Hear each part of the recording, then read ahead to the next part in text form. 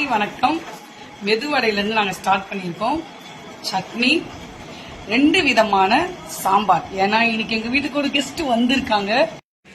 வேலைக்கிழமை பெரிய மருமகள், சின்ன மருமகள் இன்னைக்கு பெரிய மருமகள்லேருந்து தான் இன்னைக்கு எங்கள் வீட்டில் கெஸ்ட் வந்திருந்தாங்க. யாருன்னு கேட்டிங்கன்னா கெஸ்ட் எல்லாம் சொல்லக்கூடாது, அவங்க இந்த வீட்டில் பிறந்த பொண்ணு அப்படிதான் சொல்லணும். ஏன்னா எங்கள் நாத்தனா அவங்களுடைய கணவர் வந்திருந்தாங்க. ஸோ அவங்களுக்கு ஒரு சின்ன மினி டிஃபன் அரேஞ்ச் பண்ணியிருந்தோம். அதோட ட்ரையல் தான் ஃபர்ஸ்ட் பார்த்துருப்பீங்க. அதுவும் கூட ஒரு சின்ன மசாலா தோசையும் மங்காய் தோசைலாம் போட்டு சும்மா தெரிக்க விட்டோம். ரொம்ப சந்தோஷமா ஹாப்பியாக சாப்பிட்டுட்டு போனாங்க. எங்க மாமியார் தான் செம்ம ஹாப்பியா இருந்தாங்க. என்ன ஏஜ் ஆனாலும் சரி, பொண்ணு வந்து ஒரு அம்மாவை பாக்குறதுன்றது ஒரு பெரிய சந்தோஷம் தான் போல. இப்பதான் நம்ம அதெல்லாம் ஃபீல் பண்றேன். நான் அவங்க அவ்வளவு ஹாப்பியா இருந்தாங்க. இதுங்க அவங்களை காட்டுறேன்.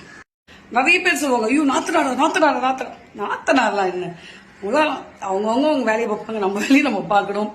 நம்மளுடைய கணவருடைய கூட பிறந்த சகோதரிகள். ஸோ அவங்களுக்கு கண்டிப்பா அவங்க கொடுக்குற மரியாதையை கொடுத்தா அவங்க வேலையை பார்ப்பாங்க, நம்ம வேலையை பார்ப்போம். ஸோ எங்களுக்கு அவங்களுக்கு ரொம்ப டிஃப்ரெண்ட் இருக்கு.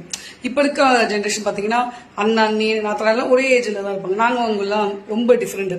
ஸோ பார்த்தீங்கன்னா எப்பவுமே ஒரு பெரிய ஒரு மரியாதை இருக்கும் அவங்க மேலாம்.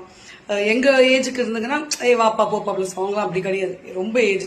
ஸோ அதான் பொண்ணு மாப்பிள்ளைய பார்த்துட்டு செம்ம ஹாப்பியா நாங்கள் எங்கள் மாமியார் சரிடி நான் சாப்பிட்டுட்டு போய் ட்ரெஸ்லாம் மாத்திட்டு ஃப்ரெஷ்ஷா என் வீட்டில் யாரெல்லாம் கட்டுற அப்படின்னு சொல்லிட்டு வந்து உட்காந்துட்டு ஜாலியாக ஏற கட்டிட்டு இருக்காங்க.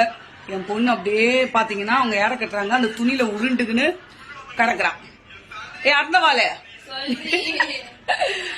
பாய் செல்ல குட்டி மோடி குட்டி அம்முக்குட்டி சொல்லு தங்கம். இது இதே மாதிரி பாசம்